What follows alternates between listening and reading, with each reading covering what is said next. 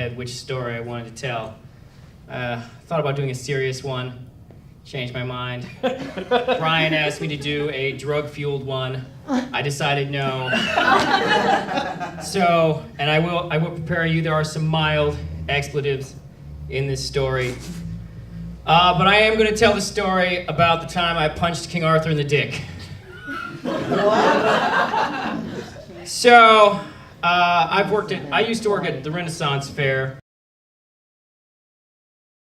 up there towards Pennsylvania or some shit. I don't know. Anyways, I'm already using my expletives, and that was an accident. So I worked there as a gypsy. We were a contract show. We used to hang out around a fire, tell stories to children and whatnot. It was a nice little gig. Didn't pay great, but you got to be out in the sun. But the thing about the thing is that for this year, the Renaissance Festival was kind of resided over by this guy who was playing King Arthur. And he was a tool. He was like 6 foot something, and he swung this giant sword basically for a living. He would essentially he would train everyone for the chess fight. And the problem was that he was a total dick about it. And he acted like he was better than everyone. He wore sunglasses, even though sunglasses were banned during the rehearsal process. And his comedy writing was terrible. And he was just terrible to women. He made 2 years in a row, he made the chick who played two different women who played Guinevere cry. And I was like, this guy's a tool. And so we're at the award ceremony, because at the end of the Ren Fair, they have an award ceremony. And this gentleman adds probably 40 minutes to the ceremony by constantly having to pat himself on the back every time he gave an award to someone, which somehow was always a reflection on how great he had trained them.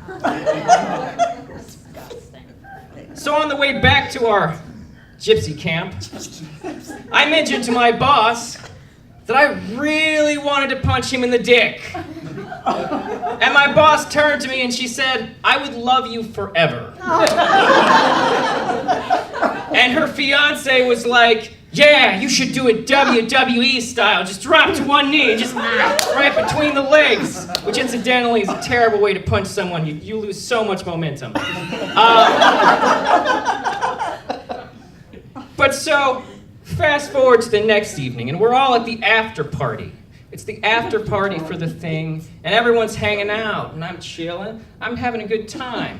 But somehow I find myself up on the porch of the bar, and I'm just staring at Larry's back. That was his name. And I'm just staring him right in the back. My boss's fiance comes out to, I don't know if he was saying goodbyes to people or what, but he was going around hugging people or whatever. And he comes up to me like he's gonna give me a hug, and I think he thought I was leaving, I don't know. But he comes up to me, and I just look at him and I say, "Should I do it? Should I do it?" And he looks at me for a second, he doesn't know what I'm talking about, and then I just gesture over at Larry, and he suddenly says, Yes, do it now." And a guy behind me who played Lancelot says, "Yeah, man, you should totally ask that girl out." And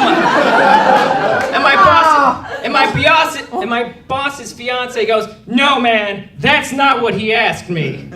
And so we tell Lancelot what I asked him. And Lancelot's pregnant girlfriend says, "Yeah, do it now." So I just clear my entire mindscape and I just run down the steps and I drop to one knee right behind him, and my hand comes up and I feel this fleshy impact on my forearm. Like I said, it's a terrible way to punch someone, actually. And I just immediately stand up and just run the other way. And that entire segment has no sound memory, has no visual memory. It's just a sensation of dropping, hitting, and going. And I'm running down the block, and as I'm running, I see this girl on a park bench who seems really depressed, and I stop to just go, "Oh, Jesus, are you okay?" And she goes, "Yeah, I'm just real tired." And I'm like, "Oh, okay. Well, I gotta run around the block now, okay." And so I run, and suddenly I find myself behind the bar. And I hear him coming around behind the bar, just sort of lacerating me with his barbed wit. And by that I mean he called me faggot a bunch.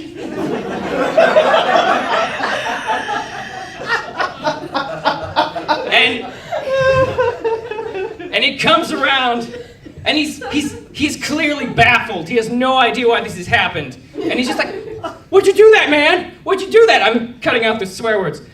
"Why'd you do that, man?" And I'm just stumbling there, and I'm trying to give him something, some reason why it had happened. And through my brain, I'm just running through all the answers. Because you wore your sunglasses, because you're a terrible comedy writer, because you made Guinevere cry. And the only thing that comes out of my mouth is, because you're a douchebag. And I know the moment of confrontation is coming. The moment is going to happen. I can feel it. I am going to have to fight this giant man who swings swords for a living. This is going to happen.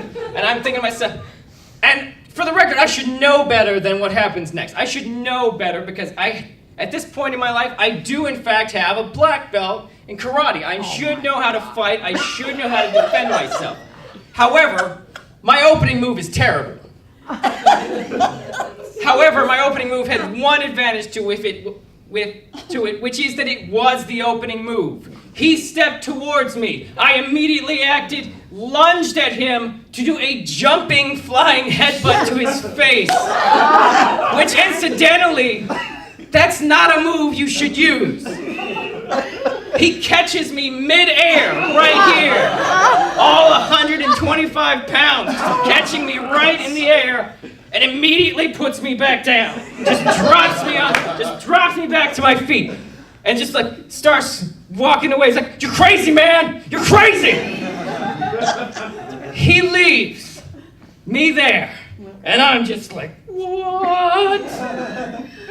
Proceeds to go back to find all the other gypsies to inform them that I am way too drunk. Which I had not actually been drinking. But I was okay with him thinking that. And so he finds the other gypsies, and he tells them that they better get me under control, or he's gonna kick my ass. You're under control. And so I just sort of am delirious. I'm over on the sidewalk, and I'm thinking, oh my God, what have I done? What is going on? I am not a person who seeks out conflict, and yet this is what people do when they're alive. This is what those people who don't think before they do things do. Oh my God, I just did one of those things. And so but slowly, as everyone starts to leave, people are finding me, and they're shaking my hand. Well, the first person who finds me is my boss, who takes my drugs and leaves, because she knows there might be cops, and she's a great boss.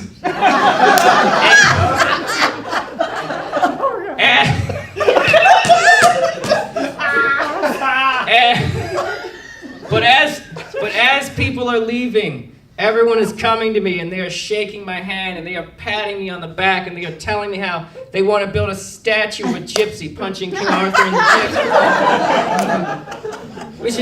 face. So I guess really the moral of the story here is that, like, not everything we use courage for is necessarily noble, but it can be a lot of fun. All right, that's my story.